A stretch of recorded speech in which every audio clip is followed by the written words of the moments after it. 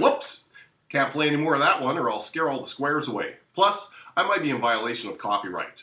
Hello, I'm Jeremy Gustafson and I'm an independent standing nominee for M.L.A. in Vancouver-Mount Pleasant. What standing nominee means is I basically pre-qualified myself to be a candidate before the election is called. Don't be fooled by the tie. I'm a regular working class person that got my name on the ballot, and if I can do it, you can do it too. This video will show you how. It ain't easy, but it's not overly difficult, and it isn't cheap, but it's not overly expensive either. In fact, if you already own your own computer and printer, it's cheaper than taking an air brakes course.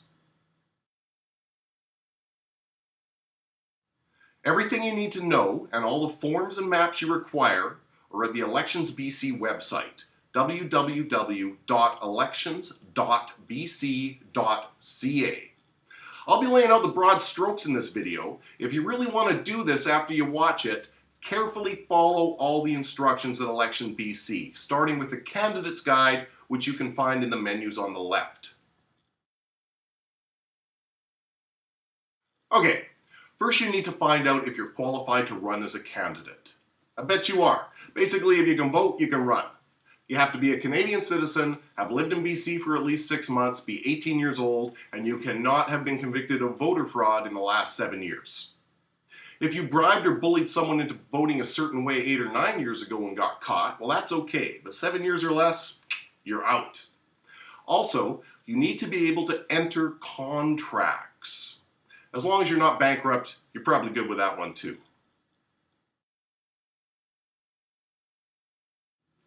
So, you qualify and you want to go for it. This next step is buried in there pretty good, but I recommend you do it first. Open a campaign bank account.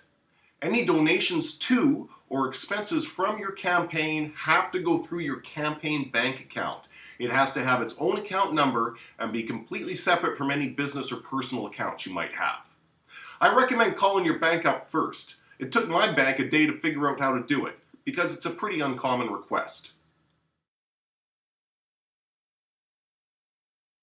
Once your campaign account is set up, you'll need to pick a riding or electoral district to run in. You don't have to live in the riding you run in, but you will need to get 75 nominations from people that do live there. Nominations are the first hard part.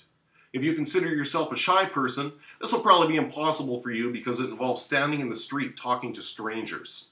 And also, 75 is the minimum number of nominations you need. Your real goal is 100 for safety. Here's a picture of how I did it.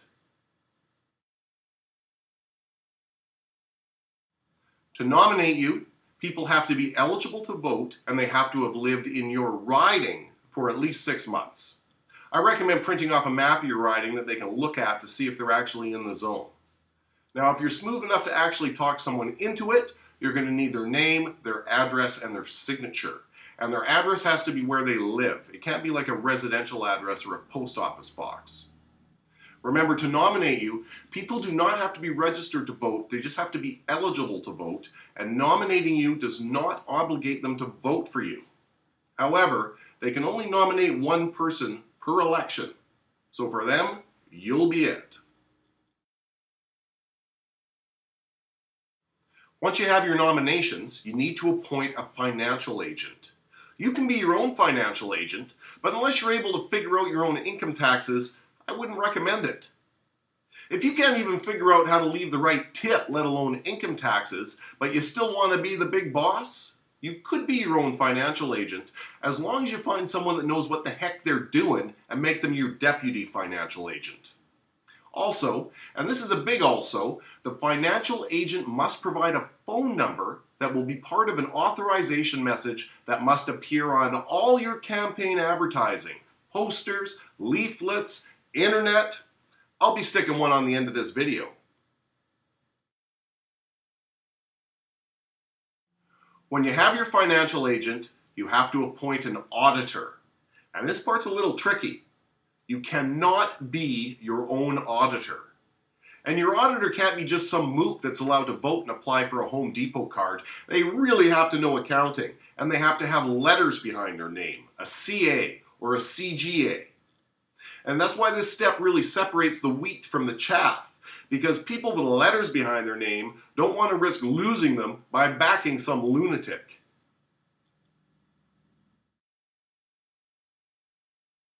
With an auditor on board, you're in the home stretch.